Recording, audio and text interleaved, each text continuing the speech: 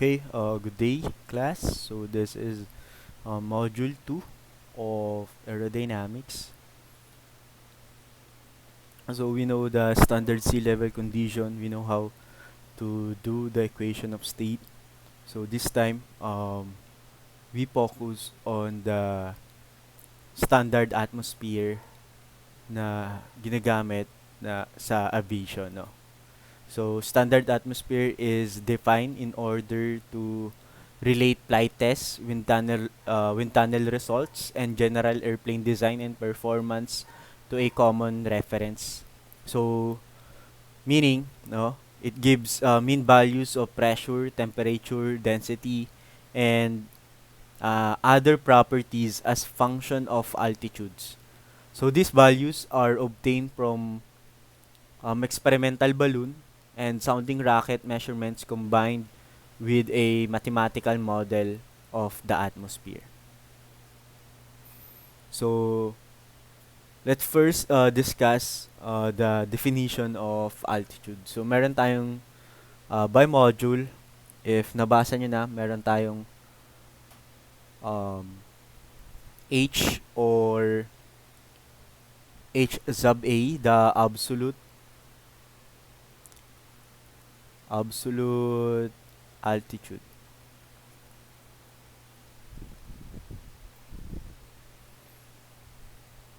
Next naman is the H sub G, no? So yung H sub G naman is the altitude from the surface. From the surface. So if this is the Earth, so meron ditong center, no, yung core ng Earth, meron kang radius. Okay, no, R. So yung absolute altitude, no, if this is your location, if you are flying an aircraft, so that is the absolute altitude, no, from the core or center of the sphere ng Earth to your location. So if H sub G naman, no, therefore from the surface to your location. Okay. So yun yung difference nung dalawa. Okay, so yan pa lang muna yung altitude natin na i-discuss, the absolute altitude and the altitude from the surface or the geometric altitude na tinatawag, no? So H sub A, absolute altitude, H sub G is the geometric altitude. Next is we discuss, no, to get or how to get the hydrostatic equation. Okay, so next is we know that the pressure and altitude as a relationship, no? So meron siyang variation. Kasi nga with increasing altitude, decreasing ang pressure. So ano yung magpo-prove nun? So kunyari, no, you have a box.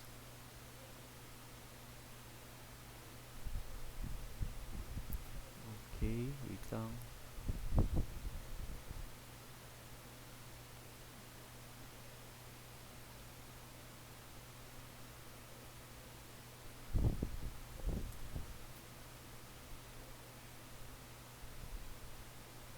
So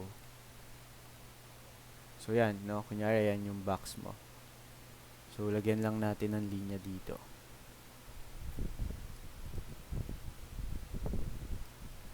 Okay. Okay. So yung box has a weight, no, acting downward.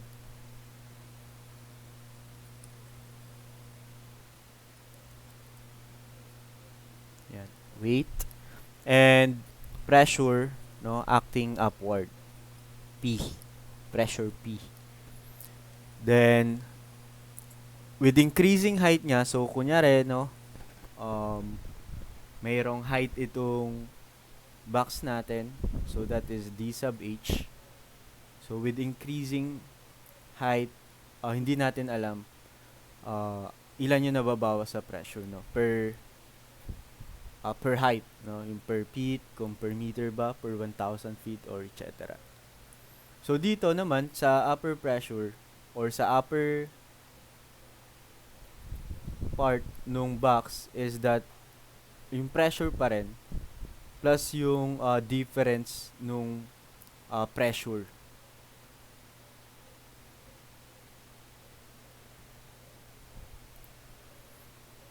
Okay?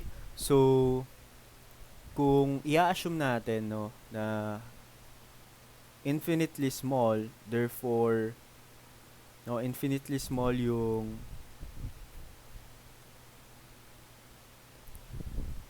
base natin as air, no, yung box. So pwede nating sabihin na this is 1 unit, no, yung length, and yung width is another 1 unit. Okay? So if you can recall that pressure is equal to force over area, therefore force is equal to pressure times area, and force is equal to mass times the acceleration. So consider that the substance inside the container and merong acting weight dyan, so that is weight is equal to force, therefore weight is equal to mass times the acceleration.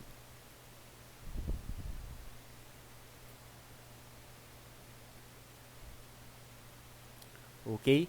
And simply density is equal to mass over volume, and acceleration ng Earth is simply the gravitational acceleration or the G. So rearranging this equation, we have a mass is equal to density times volume. So equate lang natin ito sa equation natin. So weight is simply density times volume times the gravitational acceleration of the Earth. So since no volume nung box natin is simply length times width times height, and sinabi nga natin, no, 1 unit length and 1 unit width, so therefore 1 times 1, and yung height natin based dun sa figure is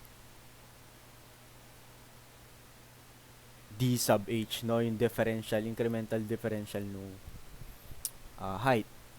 So if volume is equal to dH, no, so yung equation natin na rho times volume times G, magiging weight is equal to density times gravity times dH,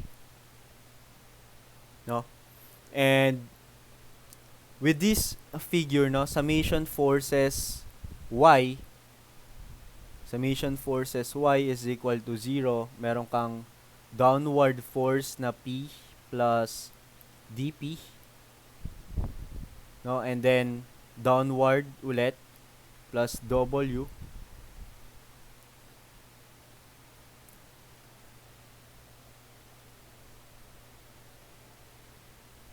is equal to P, no. Kung nalilito kayo dyan, no, isusulat lang natin na maayos dito. Summation forces y is equal to 0, positive P minus W minus P plus dP is equal to 0. So inilipat lang natin to sa kabilang side ng equation. Kaya naging P plus dP plus W is equal to pressure. Okay? So makikita mo na pwede nating i-cancel out ito, and dP plus W is equal to 0. Differential of pressure is equal to negative weight. However, yung weight nga natin based dun sa figure is this one. So, therefore, differential of pressure is equal to negative rho G dH. So, yung equation na to is tinatawag na hydrostatic equation. No? So, kung gusto nyo ng mas a detailed explanation, no? Kasi diniscuss ko siya as madali. Pwede natin tingnan yung book ni Anderson, no? So, ang picture or yung figure from the book of Anderson is this one.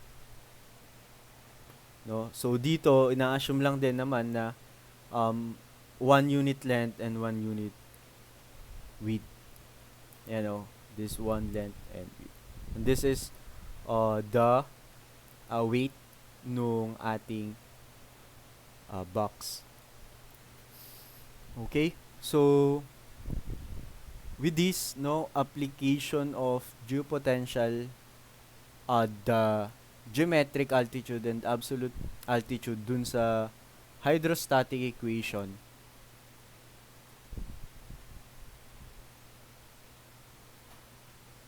so dP is equal to negative rho G dH sub G.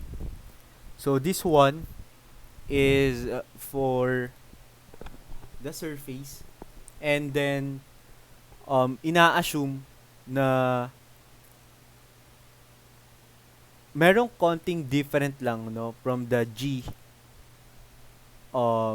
the gravitational acceleration at any altitude compared dun sa sea level. So therefore, the aeronautics assume or nineglect na yung difference na yun, and dina-assume na kung saan yung G, no, the gravitational acceleration is constant all through the atmosphere or equal to its value. So kung i-assume natin na constant yung G, therefore dP is equal to negative rho G dH. Ito yung final equation natin na gagamitin natin for the atmosphere. So yung H na yan is tinatawag na geopotential. No, geopotential altitude. This is geometric altitude. So in geopotential altitude is used, no, kung saan the G is constant, no, or geopotential can be thought as a fictitious altitude which is physically compatible with the assumption of the gravitational at any altitude is constant na equal sa gravitational acceleration at sea level.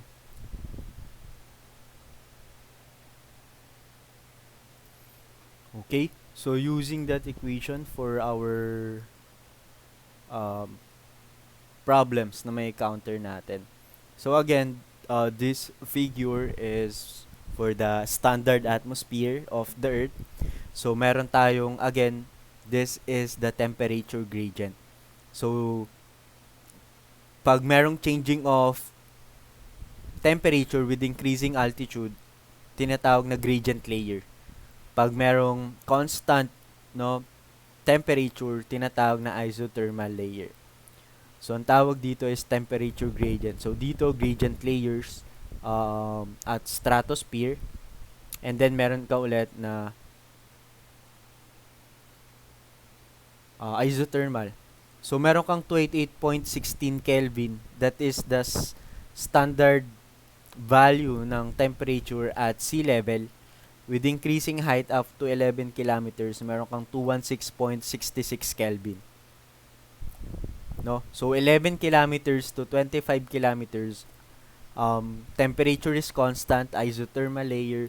So gagamitin mo na temperature is 216.66. Hindi na siya nagbabago. Until such 25 to 47, increasing ulit yung altitude mo. And then increasing yung temperature. Hindi siya decreasing.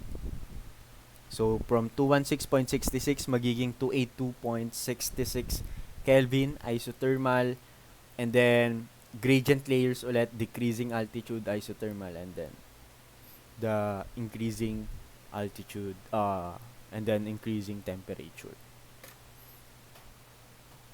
Okay, so in isothermal, no, 11 to 25 kilometers, merong derivation dun sa module or integration kung paano dinederive yung i- um yung equation na gagamitin. Pero pwede na din natin namang kabisaduhin if hindi nyo ma-derive, no? Pero ginagamit or kinakabisado na lang siya. Pero mas maganda na i-derive nyo para hindi if ever makalimutan nyo yung formula, at least madederive nyo. So nasa module naman yung step by step, pwede nating basahin doon.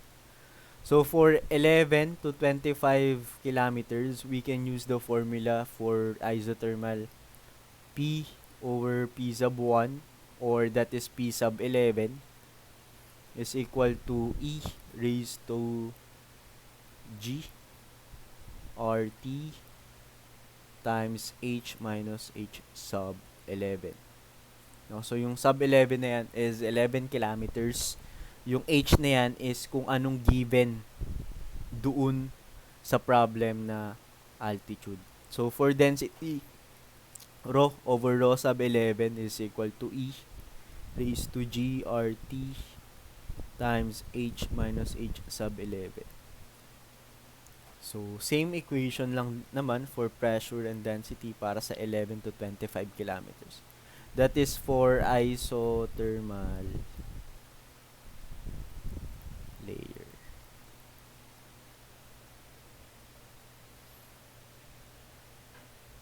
Okay? For the gradient layer naman, no, meron tayong formula. So yung mga gradient layer is 0 to 11, 25 to 47, 53 to 79, no, based dun sa temperature gradient natin. Pero sa 0 to 11, no, sea level to 11 kilometers, we have formula for pressure.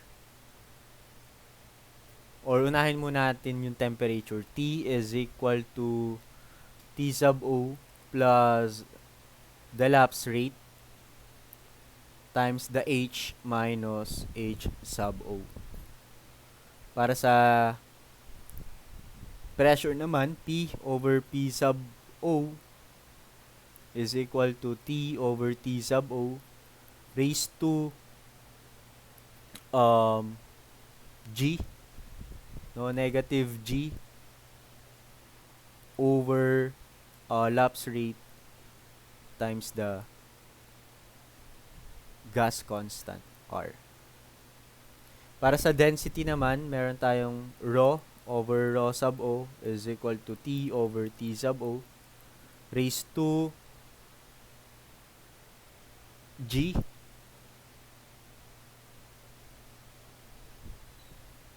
negative G lapse rate times R plus 1. Okay? So, yun yung equation na gagamitin natin para sa isothermal and gradient layers. Okay? So, yung lapse rate, no? This symbol is tinatawag na lapse rate.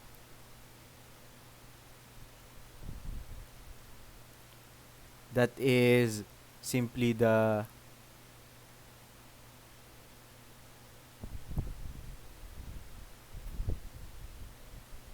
D sub T over D sub H, or the difference in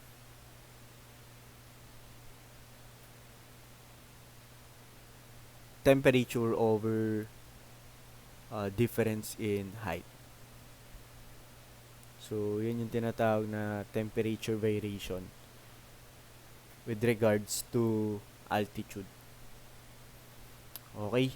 So, clear lang natin ito, no? Baka malito. Yung negative dyan is for the whole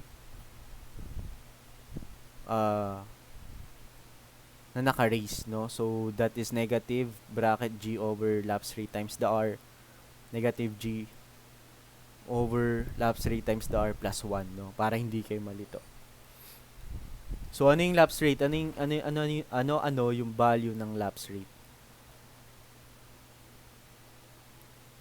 So, ito, no? A sub 1. So, negative 6.5 times 10 raised to negative 3K per meter. So, yan yung value ng lapse rate from 0 to 11 kilometers. Or this is 6.5, negative 6.5 Kelvin per kilometer. Para naman sa 25 to 47 lapse rate, this one, 53 to 79, this lapse rate, A sub 4, this, no, ito yung lapse rate niya, nasa taas. So, magbe-base lang kayo for the metric. For the English units naman is simply i-convert nyo na lang.